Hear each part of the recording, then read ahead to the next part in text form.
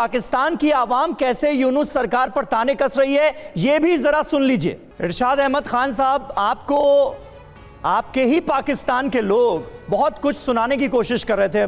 मैं उम्मीद करता हूं कि आपने सुना होगा, और पाकिस्तान की आवाम भी यूनुस सरकार के रुख और रवैये को लेकर क्या सोचती है आपको पता चल गया होगा। सिवाज साहब, आप कुछ कहना चाहते हैं? देखो समीर, ये समझना चाहिए, जैसे इरशाद साहब बताने की कोशिश कर रहे थे और एक प्रकार त्रिपाठी साहब ने बता दिया कि असली वजह क्या थी कि जिस प्रकार से बांग्लादेश के अंदर एक प्रकार तूफान मचा।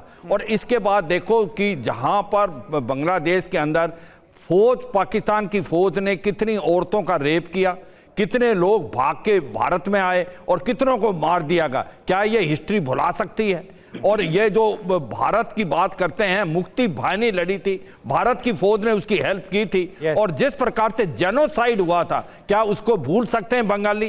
क्या वो नेशनलिज्म जो बंगाल का इन्होंने कुचल दिया था, क्या उसको भुलाया जा सकता है? शेख मुजीबुर रहमान जिसने अपनी जान तक दांव पे लगा दी थी, क्या उसको बांग्लादेश भुला सकता है?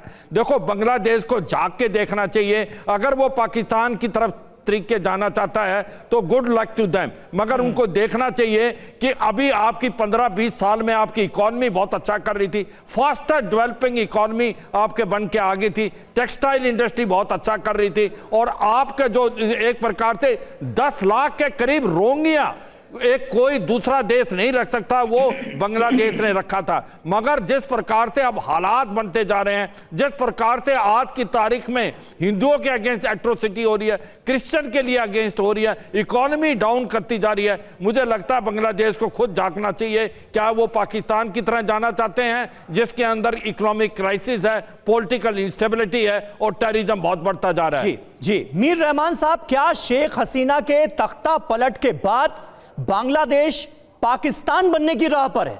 बहुत सीधा सा सवाल।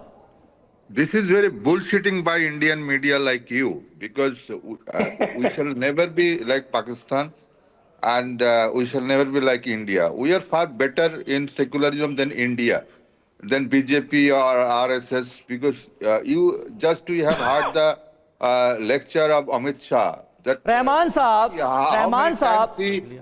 साहब, सेकुलरिज्म को भूलने की बात कौन कर रहा है? सोशलिज्म को भूलने की बात कौन कर रहा है? नेशनलिज्म को भूलने की बात कौन कर रहा है? और तो और अपने राष्ट्रपिता को भुलाने की बात कौन कर रहा है? कहां की बातें कर रहे हैं आप रहमान साहब? Your Indian constitution also say about secularism, isn't it? But you are ruled by a non-secular party. So don't bullshitting like this. We are very secular. एक तो आप अपने अल्फाजों पर काबू रखिए, वरना इस डिबेट से बाहर करना पड़ेगा आपको। अपने अल्फाजों पर काबू रखिए। ये एक नेशनल चैनल है, जरा मर्यादा में रहकर बात कीजिए। आपके पास फैक्ट नहीं है लगता है, इसलिए आप अपशब्दों का इस्तेमाल कर रहे हैं। No. मुझे लगता है जब फैक्ट्स खत्म हो जाते हैं तभी इस तरह के वर्ड्स इस्तेमाल किए जाते हैं।